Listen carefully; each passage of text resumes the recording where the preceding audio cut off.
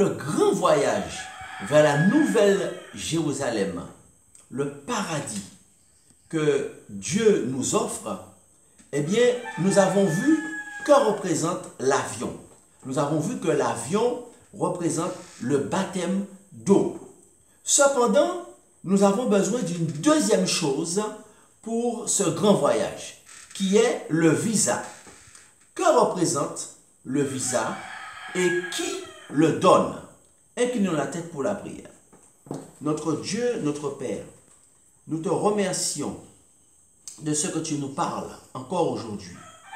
Ouvre notre intelligence par ton Saint-Esprit et aide-nous à comprendre ta volonté alors que tu veux nous sauver. Au nom de Jésus-Christ. Amen. Lorsque l'on voyage, on a besoin d'un passeport, une pièce indispensable, pièce d'identité indispensable. Et nous avons vu que d'après la parole de Dieu, ce passeport, c'est le baptême d'eau.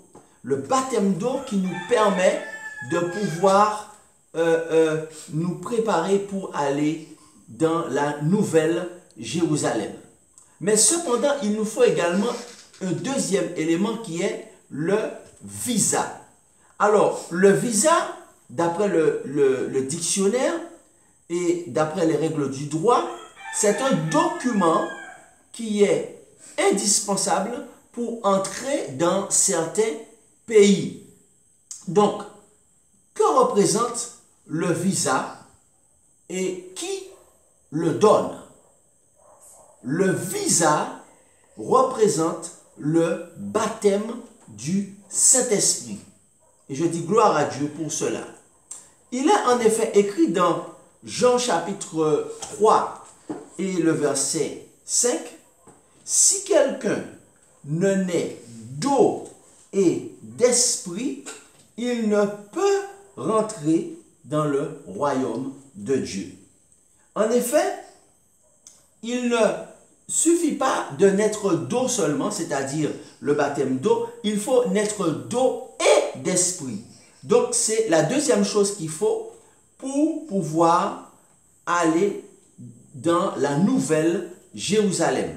Donc le si est bien sûr conditionnel. Il faut naître d'eau et d'esprit. Le passeport te permet de voir le pays. Le passeport te permet de dire « je suis citoyen du ciel ». Cependant, il ne suffit pas de dire que je suis citoyen du ciel. L'objectif, c'est d'y entrer. Lorsque j'ai le passeport, je ne suis pas encore entré dans le pays. Il me faut prendre l'avion pour me rendre dans ce pays. En plus, il y a des pays où nous avons besoin de visa. Et ce visa représente le baptême du Saint-Esprit. Alors, qu'est-ce que le baptême du Saint-Esprit? D'après la parole de Dieu, le baptême du Saint-Esprit, c'est lorsque le Saint-Esprit va entrer en nous avec une puissance qui va nous remplir de sa présence. Nous lisons cela dans l'évangile de Jean au chapitre 14 et au verset 15. Jésus déclare, « Si vous m'aimez, gardez mes commandements. Et moi, je prierai le Père, et il vous donnera un autre consolateur, afin qu'il demeure éternellement avec vous. L'Esprit de vérité que le monde ne peut recevoir parce qu'il ne le voit point et ne le connaît point. Mais vous, vous le connaissez, car il demeure avec vous et il sera en vous. Futur de l'indicatif. Il sera en vous.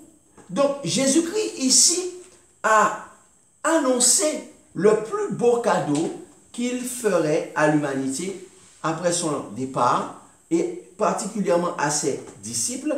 Il leur a dit qu'il allait leur donner l'Esprit Saint qu'il appelle l'Esprit de vérité que le monde ne peut recevoir parce qu'il ne le voit point et ne le connaît point. Mais il dit, vous le connaissez, car il demeure avec vous, ça veut dire qu'il est là en permanence avec vous, mais à un certain moment, au moment du baptême du Saint-Esprit, il sera en vous. Donc, par conséquent, le baptême du Saint-Esprit, c'est le moment où le Saint-Esprit va rentrer en nous pour nous remplir de sa présence. Désormais, lorsque nous avons cette super puissance en nous, que se passe-t-il? Pourquoi est-ce qu'il est indispensable que nous puissions être, après le baptême d'eau, baptisés du Saint-Esprit? Pourquoi faut-il que le Saint-Esprit entre en nous? Puisque si on n'a pas le visa, avec le passeport seulement, on ne peut pas entrer dans certains pays. On a besoin aussi du visa. Pourquoi est-ce indispensable que le Saint-Esprit puisse entrer en nous? Alors, la réponse, nous la trouvons dans la deuxième lettre de l'apôtre Paul aux Corinthiens, au chapitre 5 et au verset 17, où il est écrit: si quelqu'un est en Christ, il est une nouvelle créature. Les choses anciennes sont passées, et voici toutes choses sont devenues nouvelles. Alléluia. Là encore, le linguiste, l'élève, le disciple de la langue française, si je peux m'exprimer ainsi, ne restera pas ignorant du si qui représente la condition. C'est une promesse conditionnelle. Comment peut-on être une nouvelle créature? On ne peut l'être que si on est en Christ. Alléluia. La parole de Dieu déclare: si quelqu'un est en Christ. La condition sine qua non, ou la condition sans laquelle on ne peut être une nouvelle créature. Autrement dit, ce serait totalement inutile, c'est totalement vain et c'est totalement inefficace de demander à quelqu'un d'être une nouvelle personne, de changer son caractère, de changer son comportement sans l'aide du Saint-Esprit. Oh là là là là là là, ça devient vraiment, vraiment intéressant. Je reprends ce que nous dit la parole de Dieu, la Sainte Bible. Nous voulons des citoyens responsables, et c'est normal. Nous voulons être nous-mêmes des modèles, des personnes responsables, et c'est normal. Mais quelle est la condition indispensable pour que nous puissions être de bonnes personnes? La parole de Dieu nous dit que la condition, c'est si quelqu'un est en Christ. Et je dis amen à cela.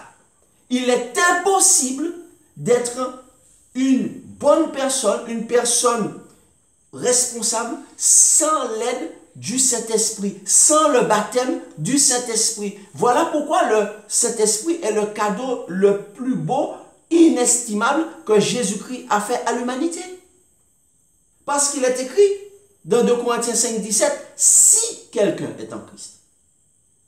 A contrario, nous dirions, si quelqu'un n'est pas en Christ, qu'est-ce qui va se passer? Il ne peut être une nouvelle créature. Ou nous dirions, si quelqu'un ne naît d'eau et d'esprit, Jésus l'a dit, il ne peut entrer dans le règne de Dieu. Il ne peut être soumis au royaume de Dieu. Il ne peut être un citoyen soumis au roi qui est Dieu. Puisque le règne de Dieu représente l'acceptation de la royauté sur notre vie. L'acceptation de la souveraineté du pouvoir exécutif de Dieu, qui est le souverain de l'univers, le maître de l'univers. Nous ne pourrons y être soumis si nous ne sommes pas en Christ. Si quelqu'un est en Christ, il est une nouvelle créature. Et alors, comment le voit-on? Il déclare, les choses anciennes sont passées. Ça veut dire qu'il y a un changement, pas seulement un changement, une transformation de la personne. Les choses anciennes sont passées et voici toutes choses sont devenues nouvelles. Qu'est-ce qu'il dit? Voici certaines choses sont devenues nouvelles? Non. Voici toutes choses sont devenues nouvelles. Ça veut dire quoi? Ça veut dire que désormais, le Saint-Esprit nous a été donné pour transformer tous les aspects de notre vie et faire de nous des citoyens de la cité sainte du ciel. Et je dis gloire à Dieu pour cela. Il est aussi écrit dans Romains chapitre 6 et le verset 24. Alors nous allons lire ce texte-là pour comprendre ce que signifie, ce qui se passe quand on est baptisé du Saint-Esprit. Dans Romains 6, verset 24, l'apôtre déclare également ceci. Il dit, Romains chapitre 6 et le verset 24. Alors, nous lisons Romains chapitre 6 et le verset 4, pardon, excusez-moi. Romains chapitre 6, verset 4. Nous avons donc été ensevelis avec lui par le baptême en sa mort. Donc, le baptême représente une mort au péché. Lorsque quelqu'un est mort à son ancienne vie, un mort, est-ce qu'il peut agir? Un mort peut-il faire des choses? Non. Nous sommes morts au péché. Nous avons été ensevelis en sa mort, dans la mort du Christ, par le baptême, il précise. Donc, le baptême d'eau et bien sûr le baptême du Saint-Esprit, afin que comme Christ est ressuscité des morts, par la gloire du Père, de même nous aussi nous marchions en nouveauté de vie. Donc, il s'agit d'une résurrection, il ne s'agit pas d'un simple changement, il s'agit carrément d'une mort et d'une résurrection. Donc, c'est une nouvelle personne qui arrive à l'existence quand on est baptisé du Saint-Esprit. Alors, vous conviendrez avec moi que c'est quelque chose de mystérieux, c'est quelque chose de caché et que c'est seul Dieu qui peut nous aider à comprendre cela. Pourquoi beaucoup de personnes passent dans ce monde et ne comprennent pas et demandent un changement, demandent le changement et n'y arrivent pas, demandent le changement à leurs enfants et ils n'y arrivent pas, demandent le changement à eux-mêmes, à leurs conjoints et ils n'y arrivent pas. Pourquoi? Parce que c'est Dieu seulement qui peut nous montrer comment faire. Alors nous lisons cela dans Colossiens chapitre 1 et à partir du verset 26. Il est écrit, c'est le mystère caché de tout temps. Qu'est-ce que c'est? C'est un mystère caché de tout temps et dans tous les âges, mais révélé maintenant à qui? À ses saints. Donc c'est rentrer dans la sanctification que d'avoir le baptême du Saint-Esprit, c'est-à-dire la transformation du caractère pour passer d'un pécheur pratiquant à un saint homme, une sainte femme, c'est-à-dire quelqu'un qui est séparé du péché, qui est séparé du monde. C'est ce que signifie le terme grec pour saint, n'est-ce pas? Qui signifie quelqu'un qui est séparé. Quand on parle de séparation, de mise à part pour Dieu, séparé du monde. Jésus a dit, vous n'êtes plus du monde. Vous êtes dans le monde, mais vous n'êtes pas du monde. Donc il dit ici, le mystère caché de tout temps, révélé maintenant à ses saints, verset 27, à qui Dieu a voulu faire connaître quelle est la glorieuse richesse de ce mystère. Parmi les païens, ça veut dire que même les païens vont participer à ce mystère, à savoir Christ en vous, l'espérance de la gloire. Et je dis amen à cela. Donc, la gloire ne peut s'obtenir que par Christ en nous. Et comment Christ vient en nous? Mais c'est par le baptême du Saint-Esprit, bien sûr. Alléluia. Donc, on voit que Christ en moi, l'espérance de la gloire, c'est-à-dire l'espérance d'arriver dans l'avion, d'avoir le visa et de se diriger vers le pays qui est la nouvelle Jérusalem. Alléluia. Et il y a encore un autre texte qui explicite ce qui se passe. Pourquoi est-ce qu'on doit avoir le baptême du Saint-Esprit? Pourquoi on doit avoir le visa? Pourquoi on doit avoir le visa? Dans Galates chapitre 2 et le verset 20, il est écrit, la parole de Dieu déclare ce qui se passe quand on a le Saint-Esprit en soi. Il est écrit, j'ai été crucifié avec Christ. On parle encore de mort au péché. Donc quand on parle de mort, on voit la différence qu'il y a. Il y a un arrêt total de certaines activités, une transformation. Ce n'est pas simplement un changement, un simple changement, mais c'est carrément une transformation. Alors il dit, j'ai été crucifié avec Christ, Galates 2 verset 20, et si je vis, là encore c'est le conditionnel, ce n'est plus moi qui vis, mais c'est Christ qui vit en moi. Qu'est-ce que ça veut dire? Ce n'est plus moi qui vis. Alors, cela signifie que lorsque j'ai été crucifié avec Christ, le moi n'existe plus. Lorsque j'ai été baptisé, lorsque j'accepte d'être baptisé du Saint-Esprit, cela veut dire que j'accepte de faire mourir le moi dans l'eau du baptême. Et ici, il dit, ce n'est plus moi qui vis. Si le moi est mort, désormais, qui est-ce qui vit? C'est Christ qui vit en moi. J'ai été crucifié avec Christ et ce n'est plus moi qui vis. Moi, le moi est mort. On a vu tout à l'heure dans Romains 6, verset 4, que j'ai été enseveli par le baptême.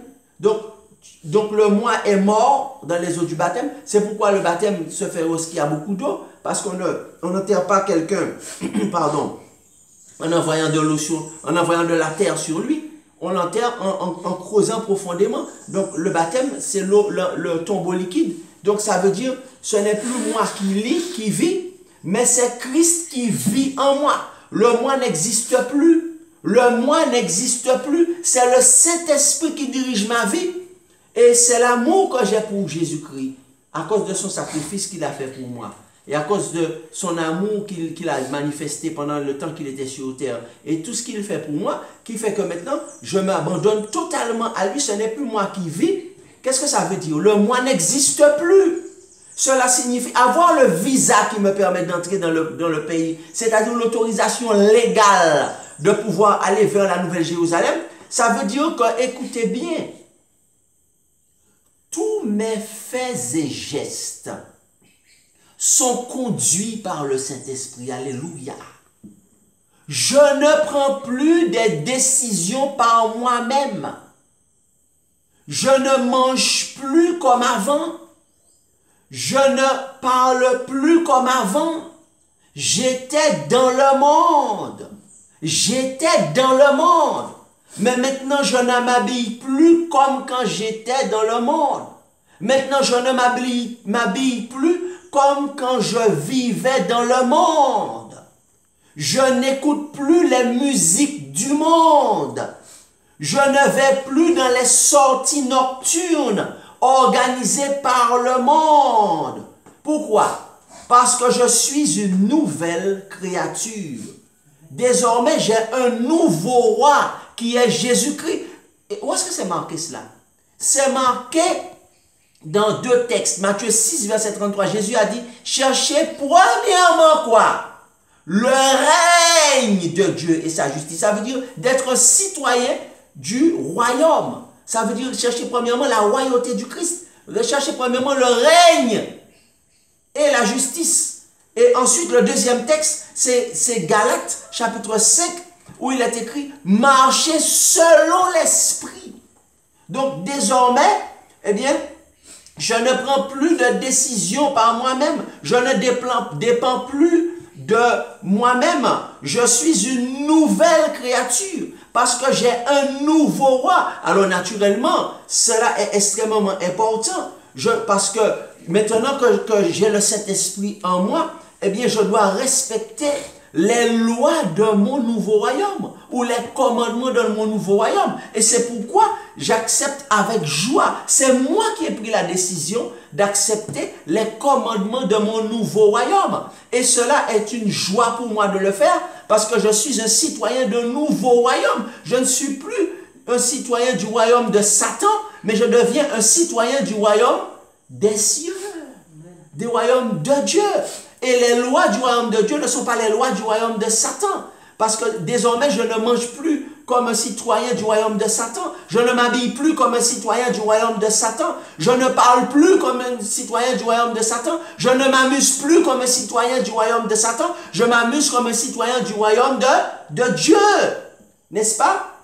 Parce que je dois respecter les commandements du royaume. Pourquoi? Parce que mon nouveau maître et Seigneur, qui est Jésus-Christ, qui est mon nouveau maître? Jésus-Christ. Et c'est une joie pour moi de l'avoir comme roi.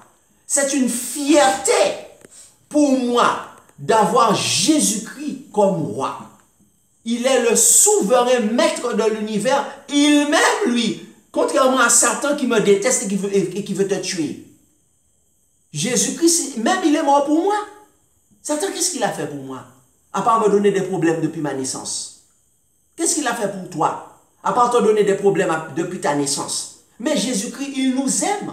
Donc c'est une joie pour nous de devenir des citoyens de ce royaume. Et c'est pourquoi Jésus-Christ va m'envoyer le consolateur qui va m'aider à cette transformation dont l'objectif c'est quoi? C'est pas simplement un petit changement par-ci par-là. L'objectif c'est la stature parfaite de Christ, et je dis amen à cela. Il y a beaucoup de textes dans la Bible qui parlent de ça. C'est un objectif qui est extrêmement élevé. Parce que Dieu est un Dieu élevé. Et dans Matthieu 5, verset 48, Jésus a dit, l'objectif, c'est que Dieu nous amène à lui ressembler. Puisqu'il est parfait, il a dit, soyez donc parfaits comme votre Père Céleste est parfait. Ça veut dire que le Saint-Esprit va nous aider à nous transformer. Mais soyons également équilibrés. Dans Jean chapitre 5, 15 et au verset 7, Jésus-Christ nous dit comment faire pour être transformé par le Saint-Esprit. Voilà ce qu'il déclare, Jésus-Christ. Il dit, je suis le cep, c'est-à-dire l'arbre de la vigne, et vous êtes les branches, les sarments. Il dit, celui qui demeure, le verbe demeurer, ça veut dire qu'il reste attaché à moi. Comment? Par la prière, par la méditation. Celui qui demeure en moi et en qui je demeure, ça veut dire que cet esprit est en lui. Il porte beaucoup de fruits. Car sans moi, dit Jésus, vous ne pouvez rien faire. Donc ce qui signifie que, eh bien, Jésus dit, je t'aime d'un amour éternel. C'est pour cela que je m'en vais au ciel, mais je ne vais pas te laisser orphelin. Je vais t'envoyer le consolateur qui va te conduire dans toute la vérité et qui va t'aider à cette transformation. Alléluia. Et tu vas être transformé. Tu vas ressembler à un citoyen d'élite d'honneur, un citoyen du royaume de Dieu. Tu vas ressembler à un citoyen du royaume de Dieu, un citoyen de la nouvelle terre. Parce que tu as un nouveau roi grâce notamment, eh bien, à la parole de Dieu. N'est-ce pas? La Bible, qui est un livre qui est sacré et qui est une lumière étincelante qui va te montrer comment faire pour te conduire dans ce nouveau royaume. Comment faire déjà, dès aujourd'hui, tu es déjà un citoyen. Ce n'est pas arrivé là-haut. C'est maintenant que le Saint-Esprit va te baptiser si tu acceptes d'être baptisé d'eau. Et si tu veux recevoir le baptême du Saint-Esprit, c'est maintenant que tu dois être un citoyen du nouveau royaume. Jésus est en train de remplir l'avion maintenant pour aller à la nouvelle terre et il va faire de toi un citoyen, un nouveau citoyen et une nouvelle citoyenne de cette nouvelle terre. Et en tant que jeune homme, en tant que jeune fille, en tant qu'enfant, tu peux le devenir si tu acceptes Jésus-Christ comme ton Seigneur et le Saint-Esprit également comme ton consolateur et le livre sacré qui est la Bible qui va te montrer comment faire pour être un citoyen du royaume de Dieu. Si c'est ton désir, eh bien je vais chanter ce chant avec toi et nous allons prier.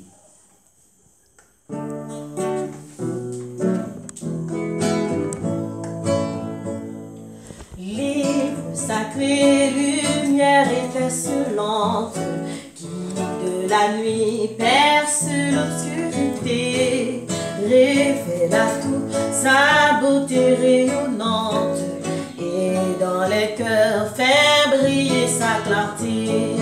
Livre divin, ô céleste message de vérité, de justice et d'amour. Quand tu n'es pas dans le pèlerinage, ouvert le ciel, j'avance chaque jour. Comment sans toi reconnaître la route et discerner les pièges du malin? C'est toi qui seul peux dissiper le doute et du salut indiquer le chemin.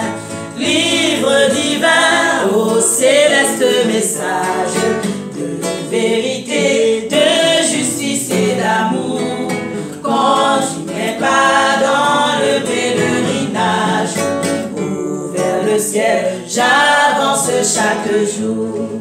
Rassure-moi quand mon âme est tremblante, console-moi dans les jours de douleur. Si je faiblis quand la lutte est ardente, montre à ma foi celui qui rend vainqueur. Livre divin, ô céleste message de vérité, de justice et d'amour. Quand tu n'es pas dans le pèlerinage, ouvert le ciel, j'avance chaque jour. Ô Sainte Bible, ô paroles immortelles, sois ici-bas mon guide et mon flambeau. Par toi je vois la patrie éternelle, où les élus donnent gloire à l'agneau. Livre divin, ô céleste message de vérité, de justice et d'amour. Quand tu n'es pas dans le pèlerinage, ouvert le ciel, j'avance chaque